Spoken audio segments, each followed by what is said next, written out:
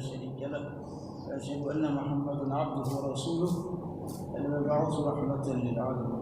اللهم صل وسلم على سيدنا محمد وعلى آله وصحبه أجمعين. أما بعد. Bapak Ibu jemaah subuh masjid Al-Hidayah Allah SWT, alhamdulillah kita bersyukur terus kepada Allah SWT. Alhamdulillah nikmat rahmat karunia kepada kita yang telah memberikan kita banyak nikmat. Kita harus bersyukur dalam kondisi apapun. Ala kulli hal. Salam dan salam kepada Rasulullah Muhammad SAW serta para sahabat keluarga dan kita semua yang selalu istiqomah dalam Islam bila Bapak Ibu sekalian, jemaah Masjid Al-Hidayah, saya mohon maaf beberapa kali pertemuan tidak bisa hadir karena kesibukan kesibukan dakwah insyaallah. Kajian kitab Minhajul Mu'min, memang kitab ini perlu saya ulangi adalah kitab yang mengupgrade status kita di hadapan Allah dari muslim menjadi mukmin. Mukmin ini memang karakternya berbeda dari muslim. Mukmin ini semua gerak-geriknya sesuai Quran dan Sunnah. Semua pekerjaannya sesuai dengan Quran dan Sunnah. Semua kehidupannya sesuai dengan Al-Quran dan Sunnah. Sesuai tuntunan Allah Subhanahu wa Ta'ala. Memang agak berat, karena memang mau naik level itu berat. Di mana-mana naik level itu tidak ringan. Kalau pekerjaan kita pegawai naik golongan, banyak tuntutan-tuntutannya, banyak syaratnya. Begitu juga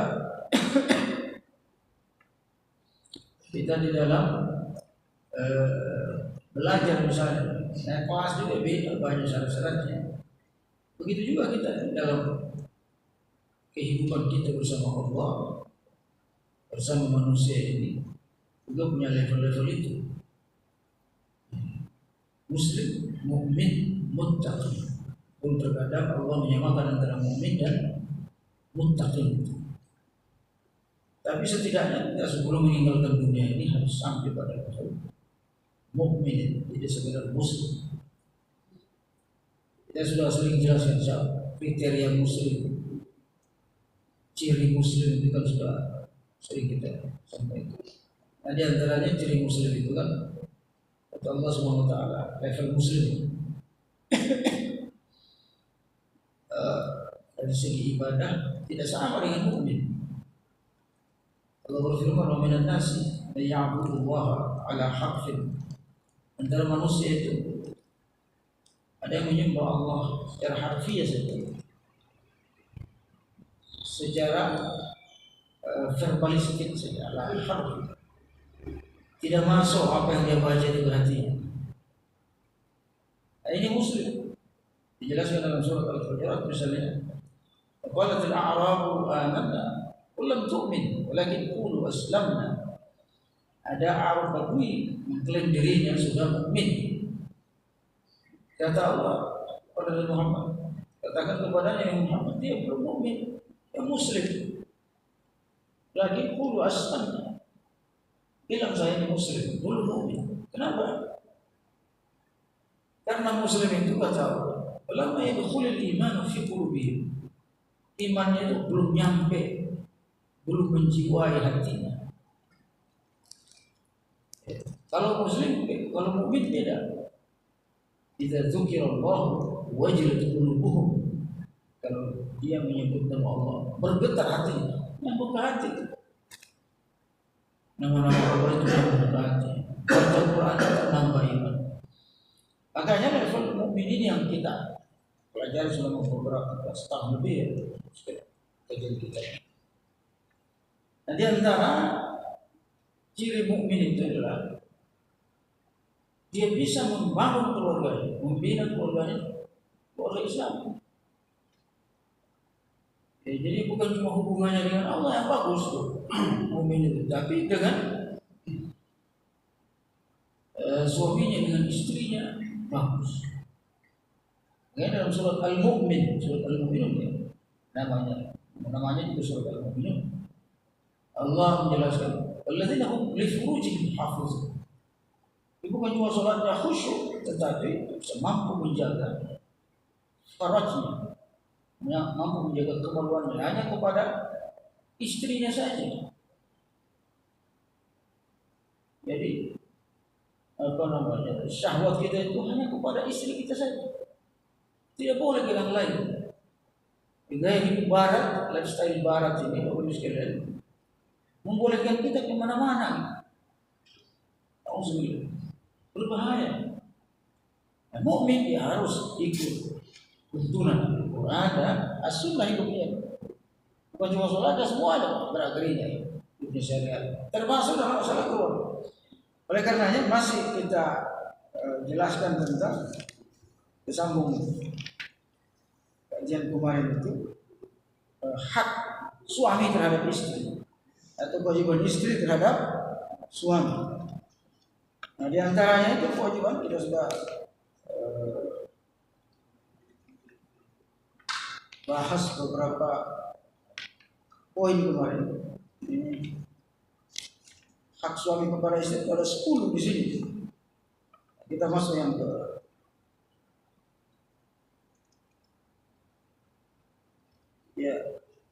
yang kelima, yang keempat. Kata di sini disebutkan ومن حقه عليها أن لا تأذن في بيته لأحد إلا بإذنه ولو كان هذا الممنوع دخوله من الأقارب ولو من المحارم. Ini sudah kembali nampaknya, tapi saya ulangi kembali. Di antara kewajiban istri kepada suami itu adalah tidak memasukkan orang lain ke rumahnya tanpa izin suaminya. Walaupun orang lain ini, Bapak Ibu sekalian, orang lain maksudnya selain suaminya, walaupun itu dia mahramnya, ya, walaupun itu adalah keluarganya. Seorang istri misalnya bapaknya datang ke rumah, harus dia sampaikan ke suaminya, ini bapak datang. Gak boleh main masukin orang semuanya. Menghargai istri. Adiknya datang, kakaknya datang, dan sebagainya, terus istrinya harus ngomong pada suami. Siapapun yang masuk, apalagi orang yang nggak dikenal. Kalau kehidupan barat itu, kalau Bapak Ibu lihat di film-film, yang masuk itu sembarangan siapa aja, orang nggak dikenal, laki-laki lagi, masukin rumah, ngobrol dalam rumah tiada suami. Ini adalah kebiasaan orang barat, jangan diikuti. Akhirnya apa terjadi? Selingkuh, terjadi pembunuhan, atau sembarangan masuk. Akhirnya apa? Celaka satu keluarga. Ada kejadian di baru-baru pulang suaminya udah habis keluarganya, anak istrinya udah habis. Kenapa dimasukin orang lain enggak? Tanpa izin suami. Nah ini Islam mengatur sampai kayak gitu. Yang kelima, ومن حق زوجك عليها يا أمة الجبار ألا تصومي نفلا زوجك حاضر إلا به. Kewajiban istri hak suami terhadap istri, kewajiban istri. Tidak boleh berpuasa sunnah tanpa izin suami. Puasanya harus izin suami, apalagi masukin orang. Ini istrinya tiba-tiba udah kerja. Saya udah kerja ini Pak. Kerja apa? Ya kerja di perusahaan ini tanpa izin suami. Hanya berantem keluar. Saya nyari nafkah, kamu kok ikut nyari nafkah juga, ikut kerja juga. Akhirnya berantem. Harus disepakati. Oke, kalau mau kerja, kerjanya sekian hari ini saja. Ini terjadi banyak. Istri istrinya, apalagi anak-anak Gen Z sekarang, dianggap suami istri itu kayak ini Pak, kayak teman sekolah aja.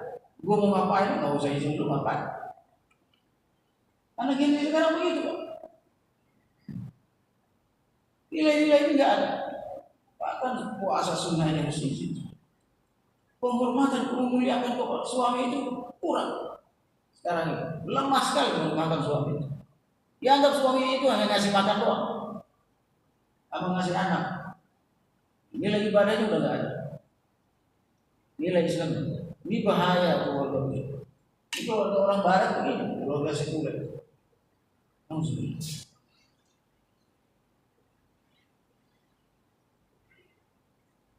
Istri saya itu kadang ngobrol dengan anak-anak Gen Z yang cerai. Wih, anaknya sudah 5, 6. Anaknya banyak juga.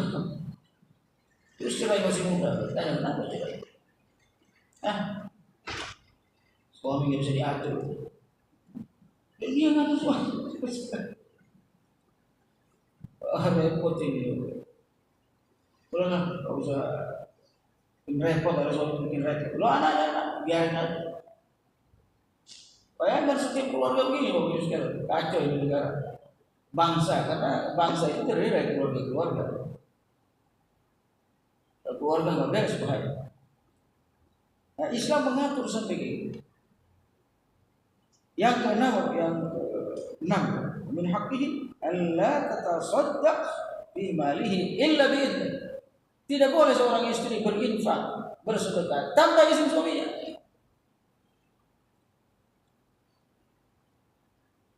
Bersedekah, tiba-tiba mana ini sarung yang saya suka disedekahkan. Walaupun itu kepada ibu bapaknya. Kan saya kasih bapak ini, tidak boleh.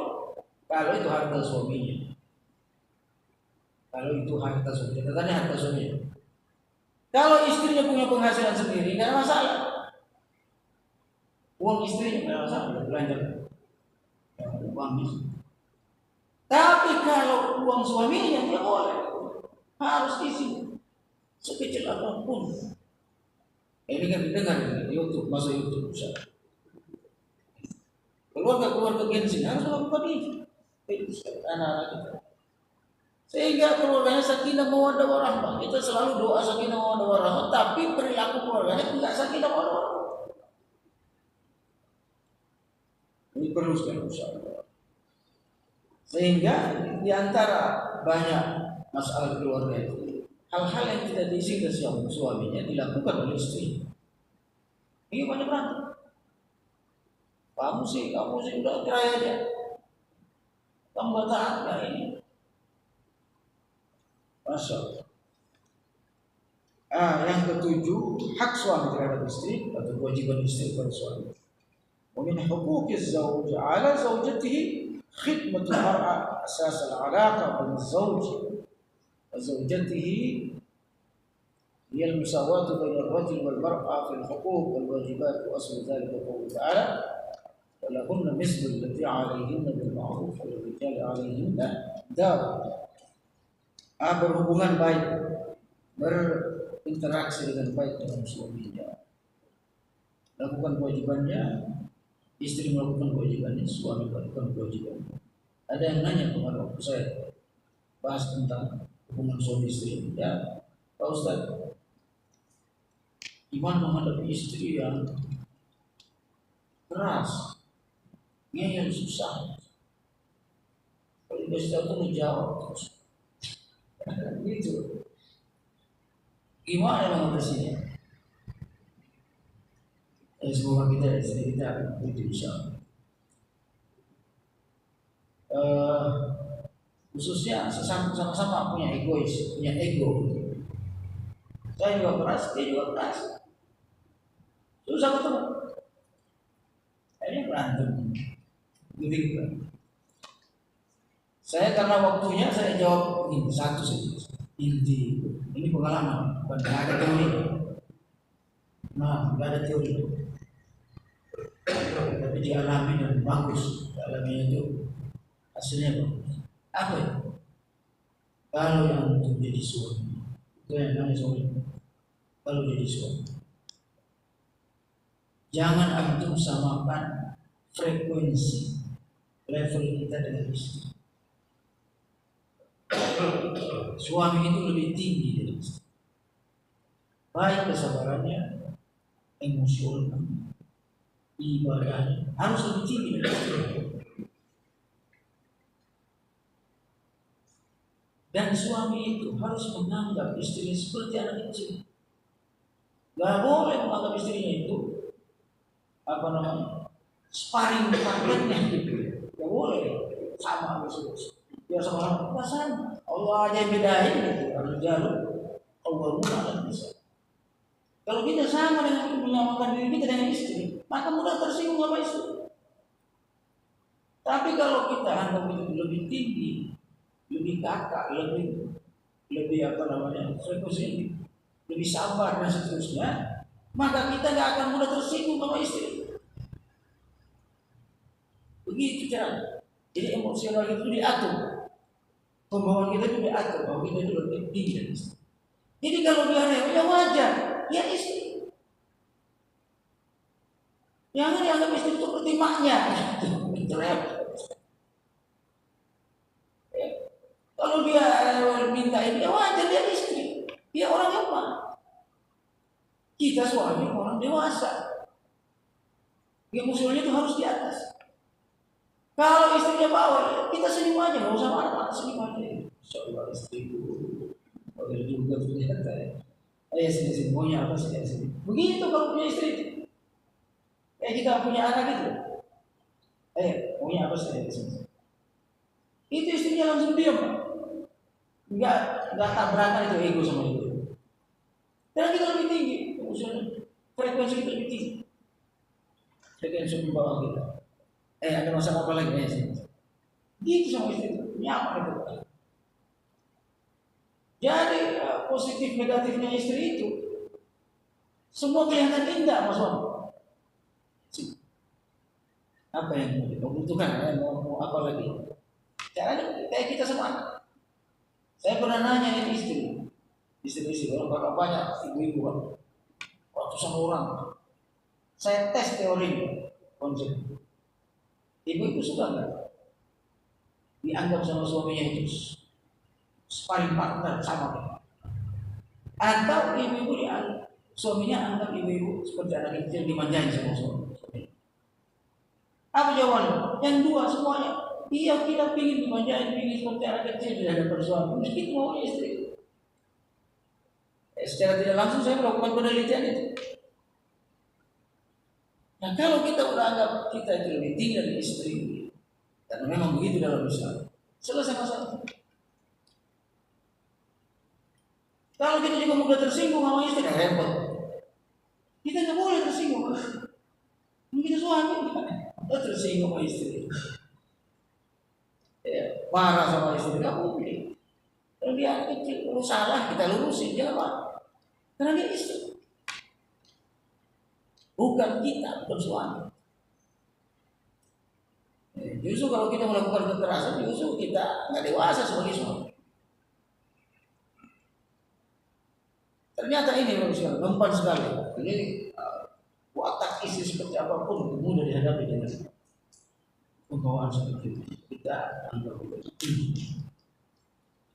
Mohon maaf sekalian, 80% masalah di dunia ini ternyata masalah keluarga.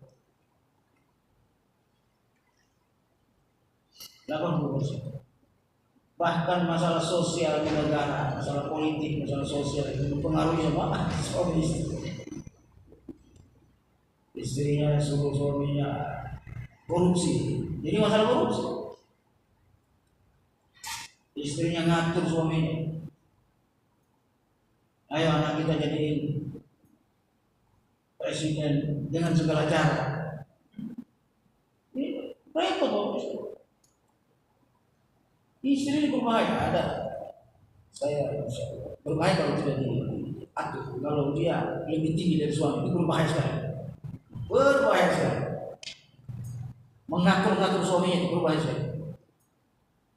Saya sudah menyaksikan bahayanya itu, banyak toko hancur, masuk penjara dan sebagainya. Hidupnya itu kacau. Kenapa? Karena istri itu dianggap tuannya dia tersendiri. Lagi rapat yang suaminya gubernur. Lagi rapat. Dipanggil sama istri, Pak, ini Pak. Langsung berhenti rapat. Istri. Ini gimana, Masya Allah. Hati-hati kita ada pepatah Arab. Pepatah Arab itu dari ulang.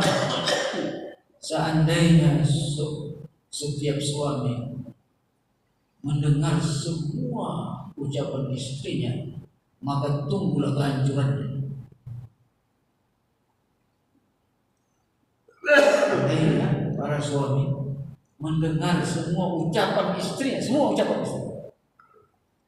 maka tunggulah kehancuran. Jadi dari istri kita itu tidak semua harus didengar, Pak. Ada yang diangguk-angguk aja, iya sehat. Jangan langsung masuk ke hati, langsung didengar, langsung dilaksanakan. Karena perempuan itu kebanyakan 80% juga perasaan, Pak. Pakai perasaan, nggak pakai ini. Bayangkan kalau kita mengikuti semua apa yang kita lakukan, perasaannya istrinya. Nah ini nggak ada konsepnya.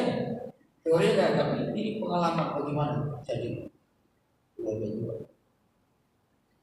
Tidak semua dari istri kita itu ini. Untuk nggak ada ibu-ibu sih. Jangan semua didengar. Pak Mahmud ya, nggak usah didengar semuanya. Ambil yang baik-baik saja.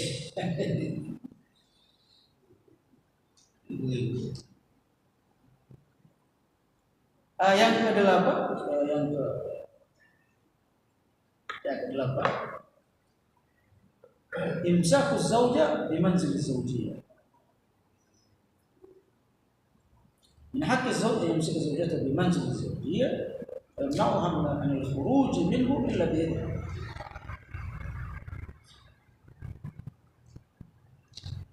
Hak istri juga, kewajiban suami juga menempatkan istrinya itu di rumahnya sendiri, Pak.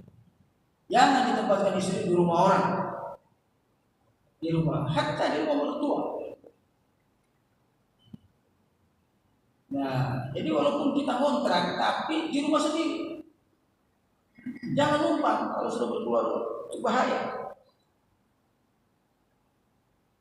Tersinggung sama mertuanya, dibawa ke istrinya.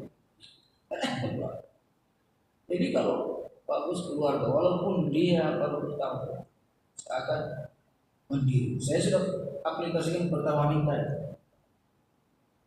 Mertua saya orang Betawi, banyak kontrak. Saya waktu itu belum punya rumah, belum punya motor pun belum. Pertama nikah baru selesai kuliah. Saya putuskan langsung kontrak aja. Bukan kontrakan mertua, kontrak sendiri. Dan ada kontrakan. Saya ngontrak sendiri. Kenapa? Saya tidak mau kita bergantung semua. Harus punya family sendiri, keluarga sendiri yang mandiri. Menderita bersama-sama. Ini juga mendidik istri kita untuk taat sama kita, menderita bareng, senang bareng. Jangan udah senang sama orang tuanya, ketika dibawa kontrak sama suaminya, ngomong lama, enak aja. Saya kan senang sama orang tua saya. Ente mau saya menderita kontrak. Kalau ada istri kayak gini bahaya. Dan saya lihat anak-anak sekarang begitu. Nanti sama bapak saya, ibu saya senang. Nikah sama kau jadi menderita. Ya namanya berkeluarga harus menderita dulu. Nggak ada langsung senang, Pak. Kalau langsung senang ya nikah sama duda aja yang kaya. Gak bisa begitu. Karena logika anak kita itu begitu. Karena sekarang saya sering mendengar, kan kalau sedang sama orang tua, masa dibawa menderita semua? Emang begitu kalau menikah. Kalau mau langsung senang ya jadi istri kedua ketiga. Kalau orang yang sudah mapan, belum saya punya anak nggak bisa. Terus dari awal mulai. Nah ini kadang yang nggak diketahui oleh banyak anak-anak kita. Kenapa di Indonesia ini nggak ada pendidikan pranikah juga ada? Kalau dulu di zaman khilafah Islamiyah orang sebelum menikah dididik dulu berdua, baru dia menikah. Ini enggak, yang penting udah jatuh cinta nikah. Apa yang terjadi? Nggak siap berdua. Betul. Makanya Pak masalah ada di KUA itu. Ketika di KUA, dididik dulu berapa minggu, cuma tapi kan sebentar doang. Kamu tahu nggak hak kamu sebagai suami yang diberikan oleh suami? Suami diberikan kepada istri. Tidak tahu bagaimana. Tiba-tiba nikah. Nah ini nggak siap cerai, 2 bulan cerai, 3 bulan cerai, setahun cerai. Nah kita mukmin ini bagus sekali diatur sampai yang ini diatur oleh Islam. Yang ke-9 al-intiqal bizawj. Min haqqi az-zawj an yantaqila zawjatihi haitsu yasha. Qala ta'ala uskunuhunna min haitsu antum. Ini bagus sekali. Wajib di antara hak suami kepada istri, kewajiban istri kepada suami harus mengikuti suaminya kemanapun dia berada.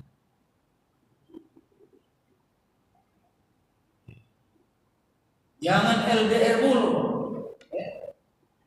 Apa itu LDR? Yang sekarang nggak tahu sebatan LDR. LDR itu nikah jarak jauh, sekalian. Jadi suaminya di mana, istrinya di mana. LDR itu nggak ada dalam ajaran Islam. Kenapa ini ayatnya ini sekalian? Surat At-Talaq ayat 6. Uskunuhunna min haitsu sakantum. Tempatkan mereka di mana kamu tinggal. Tempatkan istri-istrimu itu dimanapun kamu tinggal. Kalau kita kerjanya di hutan, ya bawa istri ke hutan. Tempatnya ke Irian Jaya sana, bawa istri. Ini 2-3 tahun istri di sini, suami di sana. Akhirnya apa yang terjadi? Istrinya selingkuh di sana, suaminya juga selingkuh di sana.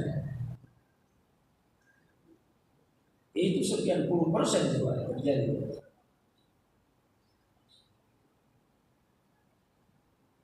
Kenapa? Karena melanggar ayat ini. Surat At-Talaq ayat ini. Uskunuhunna atau askinuhunna min haitsu sakantum min wujudikum. Tempat tinggalkan mereka atau tempatkan mereka dimanapun engkau tinggal. Wala tudarruhunna, jangan engkau menyulitkan mereka, mensesatkan mereka. Litudayyiqu alaihinna, supaya menjadi sulit. Hidup dengan anak tanpa suami itu luar biasa berat. Belum janda seperti janda. Kenapa? Karena tinggal suaminya jauh, tugas. Saya dulu kuliah di Mesir waktu saya. Manggil istri itu sulit kalau kuliah di negara orang. Tapi saya usahakan siang malam untuk biar istri bisa datang. Alhamdulillah bisa. Kenapa nggak bisa? Tidak bisa. Jauh sama istri. Istri juga tidak bisa jauh sama suami. Akhirnya ada orang yang bantu dia, lebih perhatian sama dia, jatuh cinta sama orang. Banyak terjadi. Ini cerai. Nah, saya mau jatuh cinta sama istri. Yang sering minta tolong.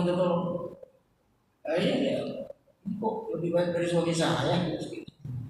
Akhirnya dia tertarik. Bahaya. Nah, kita ini kan sudah lewat ya. Ini mau tahun batas.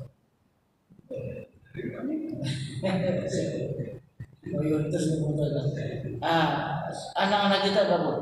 Kita sebagai orang tua nasihat, sebagai orang tua nasihat. Kamu nggak boleh jauh. Harus apapun yang terjadi pada suami. Jangan kita juga orang tua, iya. Kasihan suaminya juga masih menderita di sana, mendingan sama saya aja. Bahaya. Sayang sama anak saya, tapi bisa membuat dia celaka keluarganya. Karena sayang kita. Kadang juga banyak orang tua yang salah nasihati anak. Nah, kenapa kita belajar ini? Untuk ternyata ada aturannya dalam Islam. Kalau kita ikutin, nyaman di keluarga. Sakinah mawaddah, istilah itu kan dari Quran. Sakinah mawaddah warahmah. Bagaimana sakinah mawaddah warahmah? Quran menjelaskan. Jangan cuma istilahnya doang. Kadang sekarang istilahnya doang yang diikutin, tapi caranya dalam Al-Quran menuju sakinah mawaddah itu tak akan diikutin.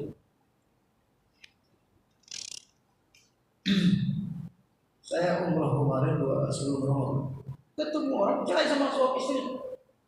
Suaminya TKW, nyetirin. Dia sopir anaknya Imam Sudais. Anaknya Imam Sudais itu, yang Imam Masjidil Haram. Dia sopirnya. Saya ketemu. Itu dengan anak saya tak. Kalau saya karena biasa. Gimana keluarga di Indonesia? Ya, cerai. Anak berapa? Anak 3. Besar-besar belum. Kenapa cerai? Dia suka yang lain. Suka. Suaminya cari nafkah, dia nikah di sini. Ada yang sebaliknya gitu. Istrinya jadi TKW, suaminya nikah lagi di sini. Istrinya jadi suaminya. Tidak bisa karena melanggar ini ayat ini. Dimanapun kalian tinggal, bawa istri. Boleh. Mudah-mudahan ini bagus sekali.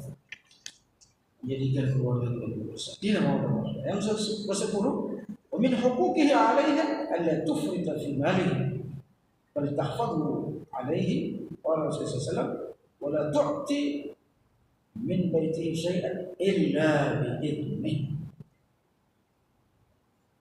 Wa Darqutni wal Baihaqi. Istri tidak boleh membelanjakan harta suami sembarangan. Di antara ciri istri yang soleh itu, ini kita lagi semua. Ciri istri kita mau uji istri kita soleh. Dia hemat harta kita. Dia hemat harta kita. Jangan beli ini ya, ada mahal. Beli istri. Ya, hemat. Itu istri bagus. Nah, dia menjaga harta suami. Jangan sebaliknya. Beli aja ya, ayah kan banyak duit, dia ada beli aja sebaliknya. Bahaya. Tapi kalau istrinya hemat, dia atur uang kita itu bagus. Di antara ciri istri semua. Sekalian rahmati Allah, saya cukupkan sampai sini. Kita pekan depan. Ini kan istri yang dinasihati. Pekan depan itu suami yang nasihat. Kewajiban suami pada istri. Ini belum, ini masih ibu-ibu. Bapak besok pekan depan, kewajiban suami sama istri seperti apa? Ternyata lebih banyak, Pak. Nanti kita bahas. Ya. Semoga ini manfaat. Semoga ini manfaatnya. Terima kasih atas perhatiannya. Kita tutup dengan doa bersama. Subhanallahumma wa bihamdika asyhadu an la ilaha illa anta astaghfiruka wa atubu ilaik. Assalamualaikum warahmatullahi wabarakatuh.